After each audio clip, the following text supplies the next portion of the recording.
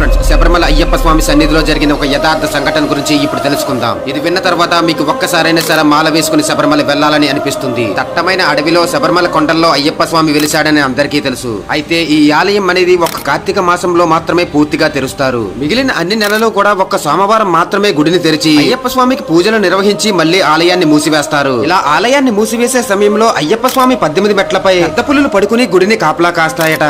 అయితే ఆ రోజు సోమవారం ఎప్పటిలాగే ఆలయ సిబ్బంది గుడిని తెరవడానికి ఆలయానికి వచ్చారు. స్వామివారికి పూజలు చేయడానికి ఆలయం తలుపులు తీశారు. అంతే ఆలయ సిబ్బంది ఒక్కసారిగా షాక్ కి గురయ్యారు. ఆలయంలో మూల విరాట్టు ఉండాల్సిన ప్లేస్ లో పెద్ద పులిని చూసి అడలిపోయి తలుపులు వేయబోయారు. అంతే ఒక్కసారిగా పెద్ద పులి మాయమయ్యి అయ్యప్ప స్వామి విగ్రహం ప్రత్యక్షమైంది. ఆ విగ్రహం నుండి ఒక తేజస్సు కనిపించి ఆ విగ్రహం నుండి ఇలాంటి మాటలు వారికి వినిపించాయి. ప్రస్తుతం ప్రపంచమంతా ఒక మహమ్మారి పీడిస్తుంది. అంతేకాకుండా కేరళకు త్వరలో మరొక భారీ ముప్పు పొంచి ఉంది. ఇంటికి నేను మీకు తోడుగా ఉంటాను, మీరెవ్వరు కూడా భయపడకండి అనే మాటలు వారికి వినిపించాయి.